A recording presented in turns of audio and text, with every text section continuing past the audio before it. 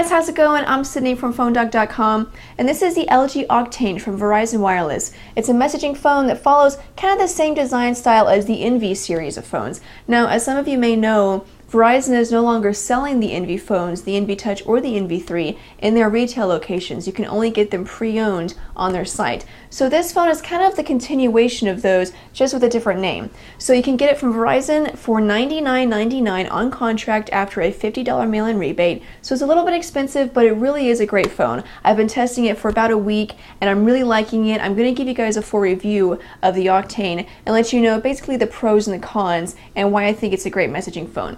So again, it's the LG Octane from Verizon Wireless. I'm Sydney from PhoneDoc.com. Let's go check it out. Okay, so this is the LG Octane, and right off the bat you can notice that yes, there are a lot of similarities to the Envy series.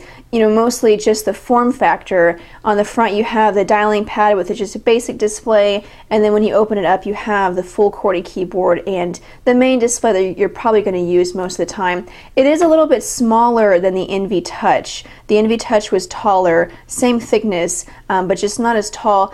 I kind of wish that it were a little bigger, just because when you have a small phone, it just makes it look sort of like a cheap kiddie messaging phone, whereas the Envy Touch, it was that perfect size to where it looked like a solid, legitimate messaging phone. That's just personal opinion. I do like the design of it. I just wish it were a little larger. It feels very solid in the hand. Build quality is excellent. You can see the design here of this number pad has a curved ridge right there, which I think looks pretty cool. The keys are pretty flat, and then you have these chrome accents around the edge. Looks very nice. You know, has just design features like that kind of, you know, give it a nice stylish effect. And then you have your volume rocker, camera shutter button, the micro USB charging port, and then the micro SD card slot. It doesn't come with a card, but it supports up to 16 gigabytes of external memory. And then you have the headphone jack. It's not a 3.5 millimeter headphone jack, it's a 2.5 millimeter, which is a little disappointing, but you do have a headphone jack at least.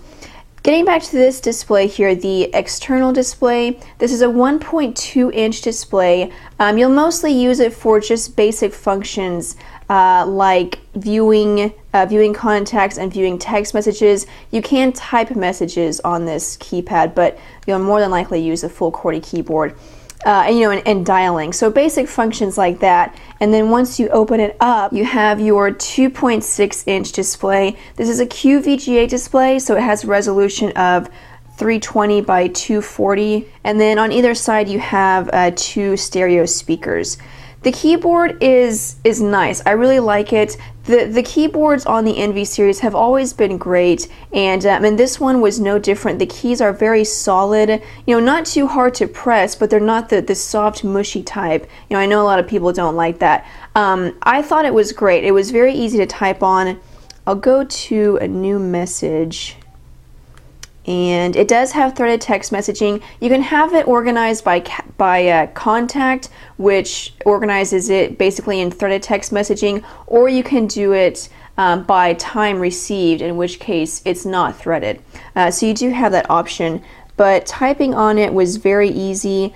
You know, usually I complain about it whenever the space bar is in a row of letters, whenever it's in between the V and the B like that. Usually that kind of gets in my way, but I decided to give it a fair shot, to be optimistic, and it's actually not bad. I could type pretty fast on it, as you can see, and you know, pretty much no errors. It wasn't perfect all the time, but the keyboard overall was great to type on. And then you do have a dedicated period key, which is always nice. You'll have to use a function key to get to comma and the question mark.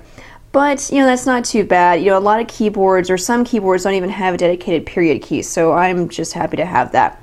And then you have your D-pad for navigating, again, not a touch screen. And then clear, speaker, power in, and send. The clear button is also the back button as well as the backspace.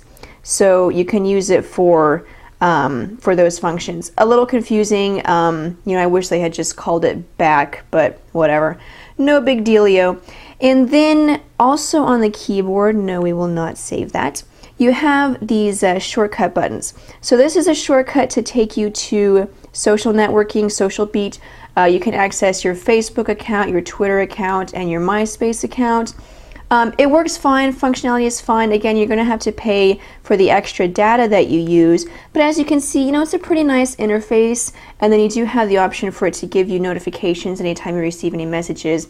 This shortcut takes you to text messaging, and then this shortcut is pretty nice. It's the shift button whenever you're typing, but whenever you're just in the home screen, it takes you to a favorite contact that you've set up, and you can actually set up multiple favorite contacts for this button. So I currently only have one, but you can use that to go directly to the contact and then send them a message or view any messages received. Wow, that was a loud noise. Did you hear that? Anyways, okay, so going to the menu, we'll check out a couple of the features that the Octane has. You can see there it has Bing search, and then at Media Center, you do have access to VCast music with Rhapsody, so you can use that to download any songs or ringtones that you would like. You can, of course, use the USB cable to transfer any songs that you already have. Then you have mobile email. The mobile email app is pretty nice. I like the design of it. You can see it looks very organized. You have the tab up here. You can set up multiple accounts. So you have your tab up here for different email accounts, and then the emails that you have. I think it looks great. It has a very nice design. Again, you can set up notifications. Going back to the menu, again, there's Social Beat and VZ Navigator. So speaking of media, the camera does have a 3.2 megapixel camera with autofocus and a flash.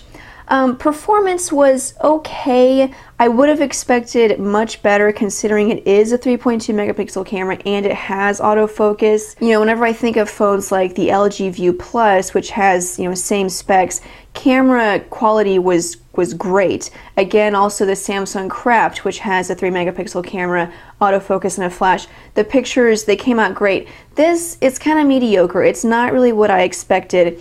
Not only that, but I had some problems with taking a picture, finding a comfortable way to take a picture. But it really wasn't what I was expecting. Underneath here is the battery, and it ships with a 950 milliamp hour battery.